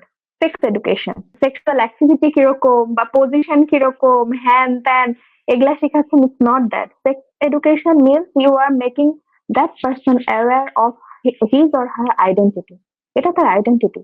সে একজন মেল, তার কিছু ডিজায়ার থাকবে, তার ওয়েট ড্রিমস হবে, তার এরকম আর্জেস ডেভেলপ করবে, তার টেস্টোস্টেরন, তার হরমোনের ইফেক্টের কারণে তার অ্যাকনেস হবে। হ্যাঁ, তার এই ধরনের সরি ওয়েট ড্রিমস হবে। হ্যাঁ, এই জিনিসগুলোর ব্যাপারে এই ছেলেটাকে যেহেতু তারা এই বয়সে এসে না দেখা যায় যে 12 মানে 13-র পর থেকে, মানে বয়ঃসন্ধিতে যখন বাচ্চারা আসে তারা জেন্ডার ওয়াইজ হচ্ছে ডিস্ট্রিবিউটেড হয়ে যায়, নিজে নিজে গার্লস টিম বয়েজ টিম করে ফেলে। ছেলেরা বাবার কাছে যায়, মেয়েরা মার কাছে আসে। তো এক্সেপশন থাকতেই পারে, বাট জেনারেল কন্ডিশনে এই জিনিসটা হয়। আমার কাছে মনে হয় যে বাচ্চার সাথে যদি না আপনার খুব ভালো বন্ড না হয়, এই জায়গাটাতে আসলে আপনি কাজ করতে পারবেন না। যে আলী রাদিয়াল্লাহু আনহুর একটা কথা আছে যে up to 7 years play with your child, 7 বছরের পরে তুমি তার সাথে বন্ধুর মতন হয়ে যাও, তাই না? সো আপনাকে ওই জায়গাটা তৈরি করে নিতে হবে যে আমার বাচ্চা যে কোনো সিচুয়েশনে, যে কোনো অবস্থায় আমার কাছে আসতে পারে। আমি শাসন করলেও আমার কাছে আসবে, আমি আদর করলেও আমার কাছে আসবে। এই জায়গাটা যদি তৈরি করা না যায়, সেক্স এডুকেশন যদি প্রপার ভাবে না করা যায়, আমার মনে হয় না এই জিনিসটাকে আমরা অ্যাড্রেস করতে পারবো। আমরা একটা কমেন্ট দেখি যে আমাদের একটা দুর্ভাগ্য যে অধিকাংশ প্যারেন্টস জানেন না বা সতর্ক নন বা বললেও পাত্তা দেন না। এটা খুব সত্যি কথা। থ্যাংক ইউ আপু এই সত্যি কথাটা বা এই বাস্তবতাটা তুলে ধরার জন্য। আরেকটা হচ্ছে আর্থিক অসচ্ছলতা, যার কারণে অনেকেই একসাথে থাকতে হয়, এসব জেনেও চুপ থাকতে হয়, আলাদা থাকা বা ঘরের ব্যবস্থা করতে পারেন না। আমি মনে হয় এখানে একটু কথা বলতে চাই, একটু ইনপুট দিতে চাই যে আর্থিক অবস্থা যেরকমই হোক না কেন, একটা বাচ্চা যখন সচেতন হয়, আমি বলব এইটার বয়স ঠিক করে দেওয়াটা আসলে শক্ত কাজ। কিন্তু তার নিজের শরীরের ব্যাপারে সচেতন হয়, তাকে এটা সুযোগ করে দেওয়া উচিত। দেখেন অনেক সময় আমি এরকম বাসাও দেখেছি যেখানে একটা কাপড় দিয়ে একটা একটা আড়াল তৈরি করে দেওয়া হয়েছে, ওখানে একটা বাচ্চা থাকে। হ্যাঁ? তাহলে এটা না আসলে সামর্থ্যের চাইতে ইচ্ছা। এবং আনিকা যেটা বলছিলা শুরু থেকে, আমি তোমার কথা থেকে ২ টা কথা শিখলাম। একটা হচ্ছে বাচ্চাকে ট্রাস্ট করা, আর হচ্ছে বাচ্চার সাথে কথা বলা। হ্যাঁ? কিন্তু মজার ব্যাপার হচ্ছে আমরা চাই এটা একদিনে ওই যে বলে না যে one fine morning আমার বাচ্চাকে গিয়ে আমি বলব, "আমি কিন্তু তোমার ফ্রেন্ড। এখন তুমি আমার কাছে সবকিছু বলো।" এটা আসলে এভাবে হয় না। হ্যাঁ? ছোট ছোট কাজে আমি জানি না আমি আমার বাচ্চার কাছে কতটুকু হতে পেরেছি। ওর বয়স ১৫। তা আমার এরকম অনেক সময় হয়। আমি একবার ঠিক করছি যে আমি দিনে ও ১ বার ওকে কোন একটা বিষয় ধরে দিব। সব বিষয় ধরব না। I'm not a helicopter যে সারাক্ষণ মাথার উপর একটা ফ্যান ঘুরবে ঢকঢক করে যে, "এই এটা না, এই ওটা না, এই এটা এভাবে, এই এটা আমাকে দাও, এটা তুমি পারবা না।" এটা করব না। তখন কি হয়? ও বুঝে যে এ মানুষটা আমার ভালো চায় দেখে আমাকে শাসন করে, যেটা আমরা আসলে ওদেরকে বুঝাইতে চাই কিন্তু পারি না। যে আমার ভালো চায় দেখে আমাকে শাসন করে, কিন্তু এই যে এই মানুষটা আমার আশ্রয়ও। আর তুমি আরেকটা যেটা বলছিলে যে বাচ্চাকে ট্রাস্ট করা, এটা কিন্তু শুধু অ্যাবিউজ এর জায়গায় না, তাই না? এটা এমনকি নো। এরকমও হতে পারে যে কোনো একটা আত্মীয়া আসলে উনি এসে হয়তো আমার বাচ্চাকে দেখেই বলতেছে, "বাকি ভাই বোনগুলা এত ফর্সা, তুমি এরকম শ্যামলা হইলা কেমনে?" হ্যাঁ? এখন নেক্সট ডে থেকে আমার বাচ্চা তার সামনে যেতে চায় না। আমার কাজ কি? ধমকায়-টমকায় তাকে ওর সামনে নিয়ে যাওয়া? নো। আমার বরং ওই আত্মীয়কে আমি যদি খারাপ ব্যবহার করতে নাও পারি বা আমি তাকে বলতেও না পারি, ভালো করে বলারও জায়গা না থাকে, থাকতেই পারে এরকম অনেক সম্মানিত মানুষ আছে বা সম্মানিত সম্পর্কের মানুষ আছে। আমি যেটা করতে পারি আমার বাচ্চাকে সেখান থেকে উইথড্র করতে পারি। এবং আমি আমার বাচ্চাকে জানতে দিতে পারি। আমি তখন ওর কাছে যে পজিশনটা পেয়ে যাবো, ওইটা ও সারা জীবনে ওর কোনো ফ্রেন্ড কেউ দিবে না। ও যদি বলে যে আমার খালামণিটাকে ভাল লাগে না, আমি তো বলব, "হ্যাঁ, আমি খেয়াল করছি। ঠিক আছে তোমার যেতে হবে না। আজকে তুমি এভাবে বাসায় থাকো। বা আজকে তুমি অমুক একটা কাজ করো। তুমি এদিকে আসবা না। তুমি আসতে হবে না। আমি বুঝতে পারছি তোমার খারাপ লাগছে।" হ্যাঁ? জি, আমি যেটা বলতে চাচ্ছিলাম যে আসলে আমরা মায়েরা মানে হঠাৎ করে যখন মা হই, বিশেষ করে ১ম বার যখন মা হই, আমরা না অনেক কিছু শুনতে থাকি চারপাশ থেকে। হ্যাঁ, এরকম করে বাচ্চা পালে নাকি, অমন করে বাচ্চা পালে নাকি, এবং ওই যে পারফেক্ট করতে গিয়ে আমার কাছে যেটা মনে হয় যে আমরা ভুলে যাই কোনটা ন্যাগিং আর কোনটা প্যারেন্টিং। এই শব্দটা রাইট। আমি মানে এই কারণেই মেনটেন করলাম যে আপনি যে কথাটা বলছেন হেলিকপ্টারের মতন, আসলে আমরা কি হেলিকপ্টার প্যারেন্ট? হেলিকপ্টার প্যারেন্টিং বলে একটা সুন্দর টার্ম আছে। সবকিছুতে হোভার করছি। আমার বাচ্চা জি, মানে কাদার মধ্যে লাফ দিলেও হোভার করছি, আমার বাচ্চা পড়াশোনা করলে আমি হোভার করছি। এই জিনিসটা করলে না একটা মানে আমার কাছে যেটা মনে হয় বাচ্চা আরো বেশি হাইট করে। জি, আমি জি, জি। দেখেছি যে আমার মেয়ে খুবই ছোট, ৫ বছর বয়স, বাট স্টিল আমি যে জিনিসগুলোর ব্যাপারে একটু পর এসে ওকে কারেকশন করে দিই, ও কিন্তু সেই জিনিসটা আমার কাছে লুকিয়ে করে। যে জিনিসটা সে করতে চাচ্ছে, যেমন সে টিস্যু দিয়ে একটু কিছু বানাবে বা একটু স্লাইম নিয়ে খেলবে, একটু হয়তো আটা গুলে নিল। হ্যাঁ, এই জিনিসগুলো সে আমার কাছ থেকে হাইড করে। তো এখন আমার এই জিনিসটা আমি আগে নিজেও বুঝতাম না। যখন আমরা বুকিশ নলেজ নেই না, এই থিওরি ওই থিওরি, প্রচুর বই তো পড়া হয়। এই থিওরি এটার মধ্যে সাইকোলজি এটা বলেছে, আচ্ছা এই জিনিসটার মধ্যে এটা বলেছে, দুটোর ইনফিউশন করি। ৫-৬টা বই পড়েও দেখা যায় কি ওই প্র্যাকটিক্যাল ১ মানে ৫ মিনিটের যে লেসনটা বাচ্চার কাছ থেকে আমি পাচ্ছি ডাইরেক্ট ইন্টারেকশনে, ওটা অনেক বেশি। এবং এটাও বাচ্চা টু বাচ্চা ভ্যারি করে। আপনার ২ সন্তানকে আপনি যেভাবে বড় করছেন, আমি আমার সন্তানকে যেভাবে বড় করছি, বা দুজনের মধ্যে যে কমিউনিকেশনটা, এটা কিন্তু সেম হবে না। হ্যাঁ, আবার আমার আম্মার সাথে আমার যে কমিউনিকেশন, আমার আম্মার সাথে আমার ছোট বোনের যে কমিউনিকেশন, দুটার মধ্যে কিন্তু গ্যাপ থাকবে। তো এটাই আমার কাছে ডেফিনিটলি। মনে হয় যে এই যে এত থিওরি নিয়ে আমরা চিন্তা ভাবনা করি, আমি মানে বাচ্চা কনসিভ করার সাথে এখন আমরা যেটা দেখি যে আমরা এটা ট্রেন্ড হয়ে গেছে, আমরা এই প্যারেন্টিং স্টাইলে বড় করতে চাই, কিন্তু আসলে তা না। যেমন আমারও যখন বাচ্চা হলো, আমার মাথার মধ্যে ছিল সে এত নরম তুলতুলে গা, আমি কোনোদিনই বাইট দিব না। কিন্তু যখন সে একটু পড়তে শিখলো এবং বাদরামি গুলো যখন করা শিখলো, মায়ের হালকা পাতলা পরেই আপু, ফেসে কখনো আমি হিট করি না, হাতে পায়ে ডেফিনেটলি মায়ের খাই, এবং সেটা খাওয়ার জন্য। মানে এখন মাইর আমার দিব মনে হয় না। এরকম একটা মা বের করতে হবে যে কোনদিন এই ওয়াদাটা করে নাই এবং ভাঙে নাই। আচ্ছা, আমরা মানে আমাদের খামোখা এই কথাটা আসলে জি, থ্যাংক ইউ। খুব খুব মজা লাগছিল কথাটা শুনে এবং আমি আমি জানি এটা acknowledge করা উচিত যে I'm not doing the right thing. কিন্তু ওই যে বললাম যে ইয়েস। এরকম কোনো মা পাওয়া যাবে না যে, যে এই ওয়াদাটা করে নাই এবং ভাঙে নাই। যাই হোক, একবার না একবার হলেও ভাঙে নাই। আমরা শেষ প্রশ্নে চলে আসি কিন্তু এই প্রশ্নটা আমি করার আগে একজন একটা কমেন্ট করেছে। আমি একই কথাই বলতে চাচ্ছিলাম তোমাকে। আমরা কমেন্টের মাধ্যমে জবাবটা দিব কিন্তু আমরা খুব কম সময় নিতে চাই। আমার মনে হয় তুমি হয়তো একটু টাচ দিতে পারবা। সুমাইয়া শিউলি আপু লিখেছেন, ছোট বয়সে অ্যাবিউজ হলে মেয়েরা সাধারণত, এটা ছেলেরাও হতে পারে, সাধারণত কাউকে ভয় বা লজ্জায় বলতে পারে না, তখন ভুলেও যায়। আমার প্রশ্ন হচ্ছে যখন প্রাপ্ত বয়সে এগুলো মানসিক পেইন দেয়, যা ডিপ্রেশনের মতন মহামারীতে রূপ নেয়, এখান থেকে আমরা কিভাবে বাঁচতে পারি? Very, very important question. যদি আমাদেরকে একটু সংক্ষেপে বলো।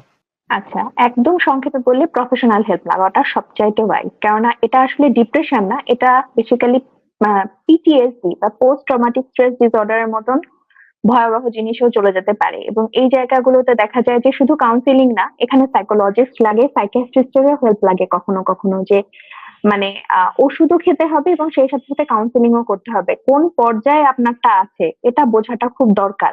যে এমন যদি হয় যে এটা আমার নরমাল লাইফকে হ্যাম্পার করছে, কিছু ট্রমা এমন থাকে যে জিনিসটা হয়তো আমাদের মাইন্ড, সাবকনশিয়াস মাইন্ডের মধ্যে আমরা রেখে নর্মালি ফাংশন করতে পারছি। That's a different thing. আমি চ্যানেল করা শিখে গেছি, আমার এই ইমোশনটাকে আমি চ্যানেল করতে শিখে গেছি, I am that much mature enough. কিন্তু কিছু কিছু থাকে যেটা আমাদের ব্যক্তি জীবনের উপরে বিরাট বড় প্রভাব ফেলে। তো এই ধরনের ক্ষেত্রগুলোতে অবশ্যই প্রফেশনাল হেল্প নেওয়াটা সবচাইতে ওয়াইজ। এখানে কারো চটকদার কথায় ফেসবুকে একটু কারোর সাথে শেয়ার করি বা একটু বন্ধুর সাথে শেয়ার করলাম, এতে সাময়িকভাবে আপনার ব্যথা হয়তো কমছে, কিন্তু আপনাকে কিন্তু উত্তরণের পথ কেউ বলে দিতে পারছে না। এবং এখান থেকে উত্তরণ যতক্ষণ আপনার না হচ্ছে, ততক্ষণ পর্যন্ত আসলে স্বাভাবিক জীবনে ফিরে আসাটা খুব ডিফিকাল্ট। তো এটা এখানে আসলে একটাই বটম লাইন, তাই না? যে আমাদেরকে প্রফেশনাল হেল্প নিতে হবে এবং আলহামদুলিল্লাহ আমাদের দেশে এখন এই হেল্প গুলা, একটা সময় তো মানুষ আসলে অ্যাকনলেজ করতো না যে এগুলো তো এমনিই ঠিক হয়ে যায়, অথবা এমন একটা এখানে মানুষের একটা কাছে জিনিস হতে পারে যে মাঝে এখানে একটু ইয়ে করছি, অ্যাড করছি যে এটা হয়তো অনেকে যারা শুনছেন ভিউয়ার্সরা তারা বলতে পারেন যে আমি হয়তো এই ব্যাকগ্রাউন্ডের বলে আমি কথাটা বললাম, কিন্তু ব্যাপারটা আসলে তা না।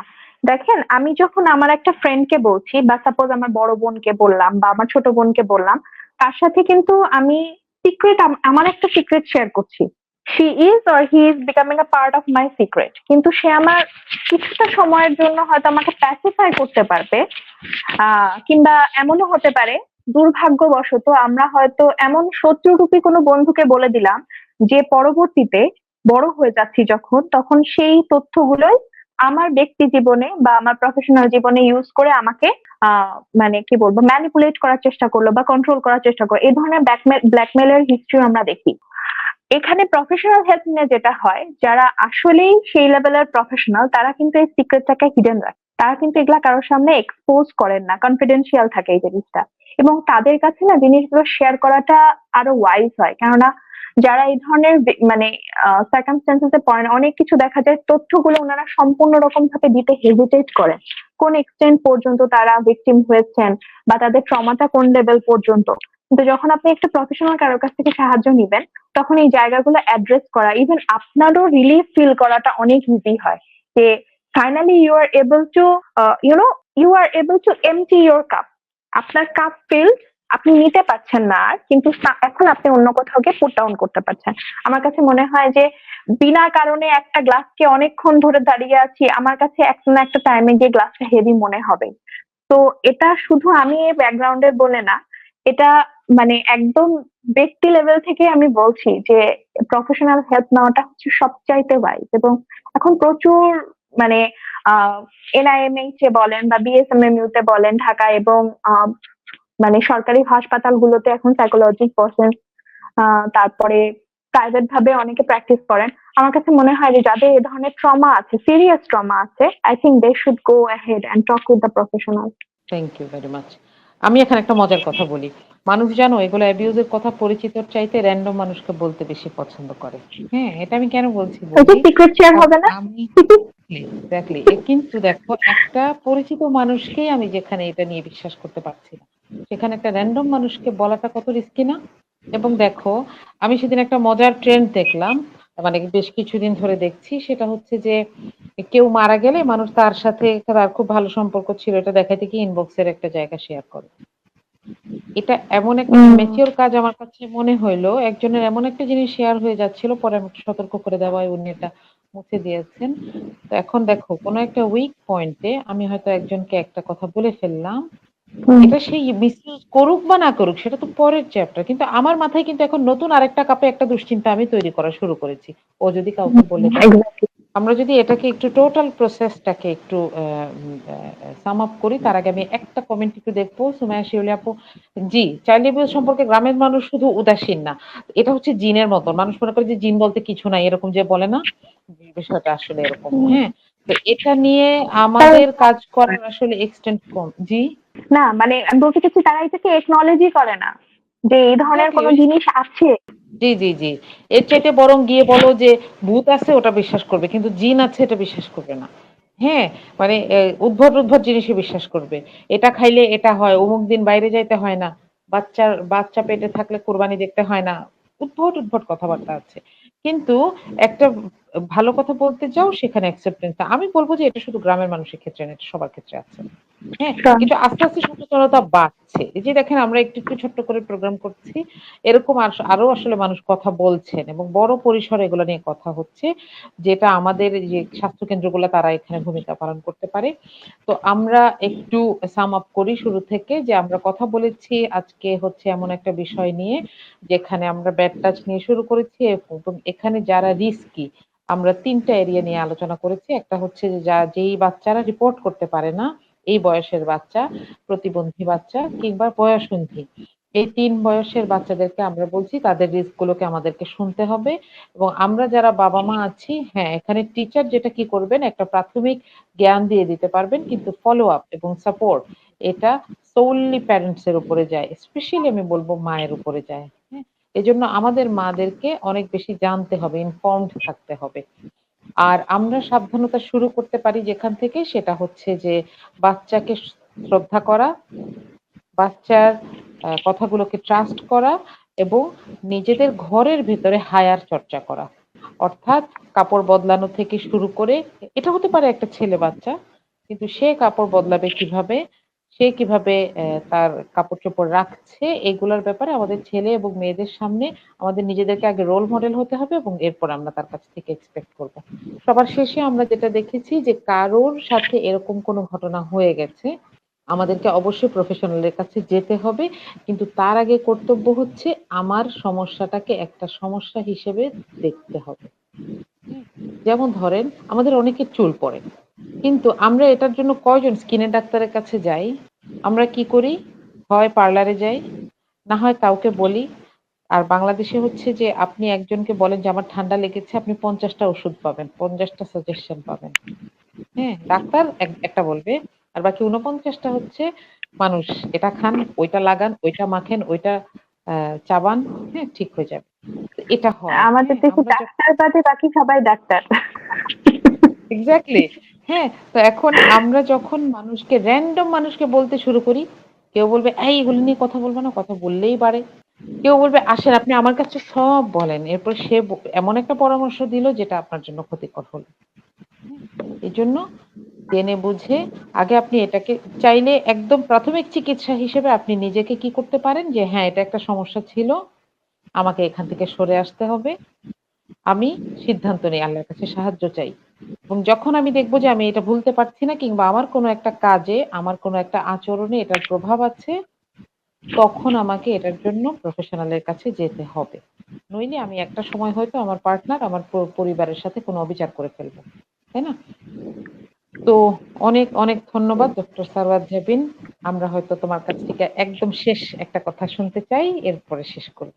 আহ আজকে অসংখ্য ধন্যবাদ আপু এই ধরনের একটা টপিকে কথা বলার জন্য, আমাকে সিলেক্ট করার জন্য। বিকজ এই ধরনের টপিক গুলো না কথা বলতে তো ইচ্ছা করে কিন্তু আমরা কথা বলতে পারি না।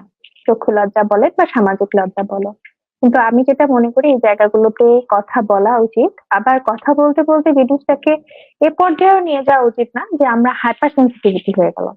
হ্যাঁ, মানে যেটা নর্মাল সেটাকে নর্মাল রাখতে শেখা, মানে আমি বলতে চাচ্ছি যে এক্সটেন্টটা বোঝা। এখন আপনি যদি খুব বেশি সেনসিটিভ কোনো ইস্যু না, যেটাকে নিয়ে বারবার আলোচনা করতে করতে জিনিসটাকে বিশাল বড় কিছু বানিয়ে ফেলেন, সেটাও যেমন ক্ষতিকর, ঠিক একইভাবে একটা সেনসিটিভ ইস্যুকে অ্যাড্রেস না করাটাও ক্ষতিকর। শেষ হিসেবে শুধু একটা কথাই বলতে চাই, এই যে আপনি যে কথাটা বললেন না, ওয়ান অফ আ সাডেন একদিন ফাইন মর্নিং বাচ্চা উঠে মনে করবে আমি তার বেস্ট ফ্রেন্ড, হ্যাঁ, ইটস নট গোনা হ্যাপেন। এই জিনিসটা মা বলেন বাবা বলেন মারই বেশি দায়িত্ব। ছোটবেলা থেকেই বাচ্চার সাথে কথা বলার স্কোপটা রাখেন। বাচ্চা যাই বলুক না কেন, বাচ্চাকে আসতে দেন কাছে। বাচ্চা কি বলছে, হতে পারে সে জাস্ট একটা স্টুপিড একটা ছোট্ট একটা ছবি এঁকেছে, সেটা নিয়ে বকবক করতে আসছে, বলতে দেন। আপনার তো কথাগুলো শোনার দরকার নাই। আমার মেয়ে হচ্ছে একটা চ্যাটার বক্স, সারাটা দিন কানের কাছে যতক্ষণ বাসায় থাকে আম্মু আম্মু আম্মু আম্মু আম্মু। কিন্তু আহ প্রথম প্রথম ভীষণ বিরক্ত হতাম, মানে আসলে নেওয়া যায় না এত, হ্যাঁ এত আম্মু আম্মু করে। পরে মনে হইলো এটাও আল্লাহর তরফ থেকে একটা মার্সি, কেননা এই জিনিসটা ও হয়তো আর 7-8 বছর পরে আমার সাথে করবে না, তখন ওর একটা আলাদা জগৎ তৈরি হবে। যতদিন না ওই জগৎটা তৈরি হচ্ছে ততদিন পর্যন্ত আমি তাকে ট্রেন করি, কেননা এই জিনিসটা অল অফ আ সাডেন হবে না। আমার বাচ্চা হঠাৎ করে কনসিয়াস হয়ে যাবে না, আমার বাচ্চা হঠাৎ করে জানবে না যে এই কথাটা মানুষের সামনে বলতে হয় না, বা এইভাবে ড্রেসটা চেঞ্জ করতে হয় না, বা এনিথিং, বা এই জিনিসটা আমি কমফোর্টেবল না, আমার এই জিনিসটাকে অ্যাড্রেস করতে হবে। তা না হলে আলটিমেটলি হবে কি, আমাদের আগের জেনারেশন পর্যন্ত বা ইভেন আমাদের জেনারেশনেও আমরা অনেককে দেখি যে কথা বলতে মানে না পেরে পেরে না তারা আসলে ভেতরে ভেতরে পাথর হয়ে গেছেন, বোবা হয়ে গেছেন। যখন আমরা নক করি, অ্যাড্রেস করি, তখন দেখা যায় তারা কথা বলছেন। এরকম ক্লায়েন্টসও আসেন, একটু চুপটি করে বসে আছেন, না আমার কোনো সমস্যা তো নাই, কোনো সমস্যা নাই, বসে আছেন সামনে, আমি জাস্ট বসে থাকতে চাই। ওকে, আপনি বসে আমি থাকেন, কি পাগল কিছুক্ষণ নাকি? পরে দেখা যাচ্ছে কাঁদছেন, ঝরঝর করে কাঁদছেন। কি হয়েছে?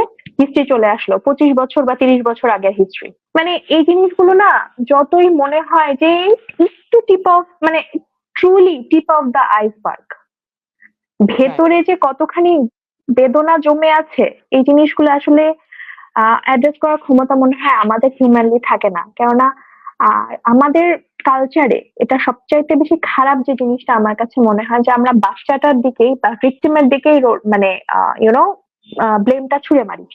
তোমার দোষ, তোমার কারণে হয়েছে, ঠিক আছে?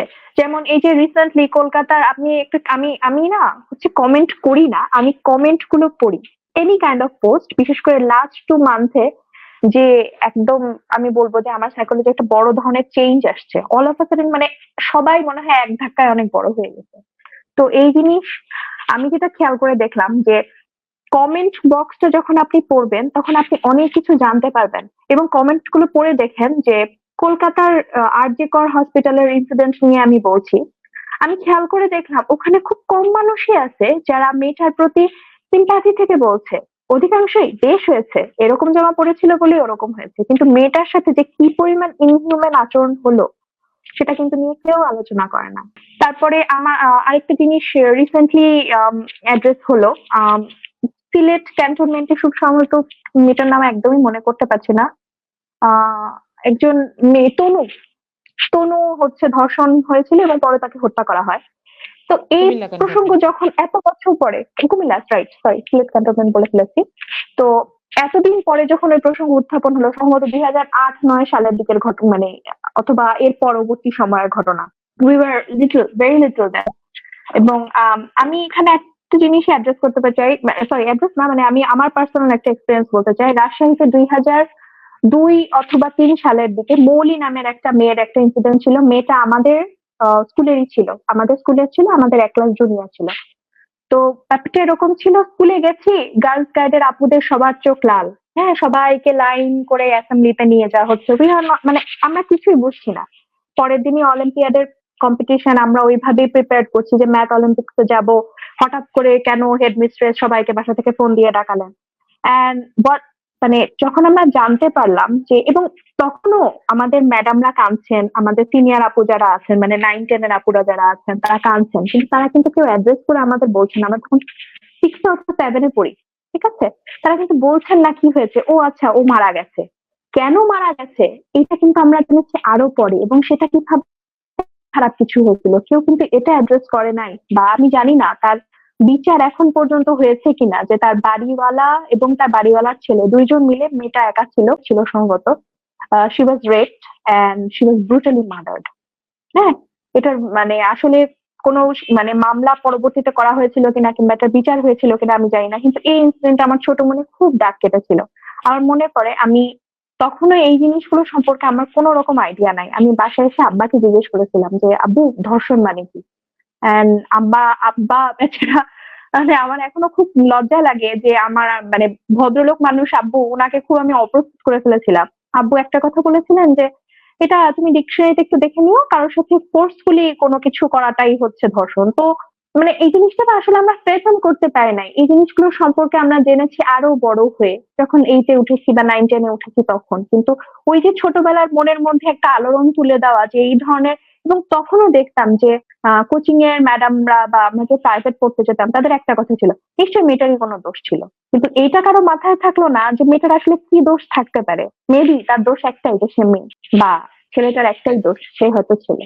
যদি দোষ থাকেও আমরা যদি প্রবলেম সলভার্স অ্যাটিটিউড দিয়ে দেখার চেষ্টা করি, আমি মেয়েটার দোষকে প্রত্যেকদিন একবার করে যদি তসবি জপার মতন জপেও দেই তাহলে সমস্যাটার সমাধান হবে না আসলে। আমাকে সমস্যাটাকে দেখতে হবে। সমস্যাটাকে দেখতে পারতে হবে, সমস্যাটার সোর্স কোথায় দেখতে পারতে হবে এবং সেখান থেকে সমাধানটা শুরু করতে হবে, তাই না? আমরা যুগ যুগ ধরে বাংলাদেশের মেয়েদের কাপড়কে দোষ দিয়ে যাচ্ছি, তাতে কিন্তু সমস্যা কমছে না, তাই না? সমস্যা বেড়ে যাচ্ছে। বুঝতে একটা হবে যে হিজাব পরা আমরা মেয়েও যেভাবে অ্যাবিউজড হবে, সেই একইভাবে অ্যাবিউজ কিন্তু একটা শর্ট ড্রেস পরা মেয়ে থাকবে। because there are some bad practices around the world, তাই না? তুমি যেটা শুরুতে বলেছো যে মানুষ বিভিন্ন জিনিস দেখে টেম্পটেড হচ্ছে, সেগুলোকে আমরা যতদিন না অ্যাড্রেস করতে পারবো এবং যতদিন না এক্সাম্পলারি শাস্তি দিতে পারবো, ততদিন আসলে মানুষের মনে আইনের ভয় যাবে না। এটা একটা ইকুয়েশনের মতন। কিন্তু আমরা যখন এটা বুঝতে না পেরে শুধু ভিকটিমের দিকে আঙুল তুলতে থাকি, সমস্যাটা সমাধান হয় না। তো যাই হোক, আমরা অনেকগুলো বিষয়ে কথা বললাম। এটার প্রতি আরেকটা জিনিস আমি একটু অ্যাড করতে চাই যে সবাই রেপটাকে মনে করে কি যে সবচাইতে বড় সেক্সুয়াল অ্যাবিউজ, কিন্তু সেক্সুয়াল অ্যাবিউজ মানে কিন্তু আসলে শুধু রেপ না। একটা কার্টুন ছবি দেখেছিলাম, কার্টুনের চিত্রপিকচারটা এরকম ছিল যে মেয়েটা বাসের মধ্যে যাচ্ছে, তার তাকে কেউ হাত দিয়ে টাচ করেছে তার ব্রেস্টে, দ্যাট ইমপ্রিন্টটা নিয়ে সেই ব্লু কালারের একটা মার্ক নিয়ে সে সব বাসের মধ্যে যাচ্ছে, সে অফিসে যাচ্ছে, সে পড়ছে, সে গোসল করছে, রান্না করছে, সবসময় কিন্তু মার্কটা থেকে যায়। এবং ইটস নট লাইক যে মার্কটা একদিনে চলে যাবে, মার্কটা কিন্তু বছরের পর বছর ধরে মেয়েটার গায়ে থাকবে। এবং এটাই হচ্ছে বাস্তবতা। সবাই মনে করে কি রেপ হয় নাই তার মানে খারাপ কিছু হয় না। মানে একদম যদি খারাপ ভাবে বলি, যোনি ইন্ট্যাক্ট আছে তার মানে কোনো সমস্যা নাই, কিন্তু ব্যাপারটা তো তা না। মানসিক যে একটা টর্চার হলো সেটার কোথায়, সেটাকে অ্যাড্রেস করবে। আমি তো এই এই পয়েন্টটাই আসলে মনে হয় যে মানুষরা খুব ইরেশনালি চিন্তা করে যে ও তোমার সাথে সেরকম কিছু হয় না, কিন্তু এই যে বাচ্চাটাকে আমি তোমার সাথে সেরকম কিছু হয় না বলে পুশ করলাম, বাচ্চাটা কিন্তু সেকেন্ড টাইম আর আমার কাছে আসবে না, সে যেই হোক, যে বয়সেরই বাচ্চা হোক। এবং এগুলোর অনেক ধরনের কি বলে ব্রুটাল কি বলে কামব্যাক আছে। আমরা সেগুলো বলতে চাই না। আমরা সেগুলোকে অ্যাকনলেজ করতে চাই না যতদিন না সমস্যাটাকে আমরা অ্যাকনলেজ করতে পারি, তাই না? এখন অনেকদিন ধরে একটা মানুষকে মিসইউজ করতে থাকলে আসলে সেটার রেজাল্ট কি হবে সেটা যেরকম বলা যায় না। সেক্ষেত্রে আচ্ছা, মাসুমা তাসনিম আমাদেরকে বলেছে চ্যাটার বক্সকে অনেক আদর। ওনার ঘরেও একজন আছে। জি, আমাদের সবার ঘরেই আছে। আমরা নিজেরাও মনে হয় চ্যাটার বক্স ছিলাম। নইলে আমাদের ঘরে কোত্থেকে আসলো, তাই না? জি। হ্যাঁ, খাদিজা তাহেরা একটা কথা বলেছি, কথাটা খুবই সুন্দর। অ্যাবিউজ এর ব্যাপারে শুধু একটাই কথা, এটা একটা পাওয়ার প্লে, রাইট? ইচ্ছা করে করা হয়, লালসা হলেও সেটাকে কন্ট্রোল করার মতো পাওয়ার যেহেতু মানুষের মধ্যে দিয়ে দেওয়া হয়েছে, যে কন্ট্রোল করছে না সে এটাকে ইচ্ছা করেই কন্ট্রোল করছে না, তাই না? ওকে, so it's less physical, more political thing, right? না A man পলিটিক্যাল না, ইমোশনাল। মানে এটাকে যদি আমরা ওইভাবে দেখি, পলিটিক্স মানে সবকিছু হ্যাঁ হ্যাঁ, ওই পলিটিক্স, ন্যাশনাল পলিটিক্স বোঝাচ্ছি না, হ্যাঁ? যে এখানে আমাদেরকে বুঝতে হবে যে অ্যাবিউজ যখন হয় তখন এখানে শুধু ২ টা জিনিস, the abuser and the victim. এখানে আর কিছু নেই। আমি যদি সোশ্যাল কনস্ট্রাকশন এ যেতে চাই সেটা আমাকে আরেকটা জানালা দিয়ে ওই ঘরটার দিকে তাকাইতে হবে। আমাকে আরেকটা জায়গায়, এটা কন্টিনিউয়াস কাজ করে যাওয়ার বিষয়। আমি সারা জীবন ধরে কাজ করে গেলেও একটা সমাজে কখনো অপরাধী 0 হয়ে যাবে না। একটা সমাজে সব খারাপও হয়ে যাবে না। তাই না? কিন্তু আমি যখন একটা ক্রাইমের দিকে তাকাবো আমাকে জাস্ট ২ টা পয়েন্টের দিকে তাকাইতে হবে। Who's doing what and who's facing what. তখন আমি এটাকে সলিউশনের পয়েন্ট অফ ভিউ থেকে দেখতে পারবো। এবং আমরা তো এখানে সলিউশনের কিছু বিষয়ে কথা বলেছি। তো আমার মনে হয় যারা আমাদের গ্রুপে অনেকগুলো অ্যানোনিমাস পোস্ট দিয়েছিলেন, অনেক বিষয় আমাদেরকে বলেছেন, আবার আমি দেখেছি কিছু পোস্ট আপনারা মুছেও দিয়েছেন। আমি খুব এটা আমি অবাক হই নাই। এটাই স্বাভাবিক, হ্যাঁ? যে আমরা যখন এই বিষয়গুলো আমরা বলতে চাই না, এটাই খুবই স্বাভাবিক। কিন্তু আপনি একজন প্রফেশনালকে বলবেন। একটু সময় করে একটু বাচ্চাটাকে একদিন কারো কাছে রেখে একটু কারো কাছে বলবেন। দেখবেন আপনার ভালো লাগবে। আপনি হয়তো এমন একটা চাবি জেনে যাবেন, যেটা দিয়ে আপনি নিজেকে কিছুদিন পরই একটু পরিষ্কার রাখতে পারবেন, একটু ভালো রাখতে পারবেন। কারণ আপনার বাচ্চা যেন ওরকম একটা জগতে বড় না হয় বা আপনার বাচ্চা যেন ওরকম একটা জগতের একজন ক্রিমিনাল হয়ে তৈরি না হয়, এজন্য মা হিসেবে আপনাকে ফিট হতে হবে। Mentally, physically, socially. তো থ্যাংক ইউ তোমাকে আমাদের সাথে এতগুলা সময় দেওয়ার জন্য। আর যারা আমাদেরকে শুনেছেন, আমাদের সাথে অংশগ্রহণ করেছেন কথাবার্তায়, আপনাদেরকেও ধন্যবাদ। আপনাদের যেকোনো কোয়েরি আমাদেরকে জানাতে পারেন। আমরা যদি ডাক্তার আপার কাছ থেকে আপনাদের কোনো কিছু জানার থাকে, আর যদি আপনারা ডাক্তার আপার কাছ থেকে আর কোনো বিষয়ে আলোচনা শুনতে চান, আমাদেরকে জানাবেন। আমাদের এই ডাক্তার আপাকে ধরে টরে এনে আমরা আরেকটু সময় নষ্ট করবো ইনশাআল্লাহ। হ্যাঁ, ঠিক আছে? অধমকে আরো প্যাম্পার করতেছেন না আপু? না, সেটা না। অযোগ্য, অযোগ্য। সবাই আসলে কথা বলেও না, সবাই কথা বলতে চায়ও না। হ্যাঁ? সেক্ষেত্রে যারা কথা বলতে চায়, তাদেরকে তো আমরা একটু আমাদের কথাগুলো বলতেই পারি। Thank you very much. আমরা তাহলে আগস্টের এ মাসের বই প্লাস আমাদের আজকের বিশেষ আলোচনাটা এখানেই শেষ করছি। আসসালামু আলাইকুম।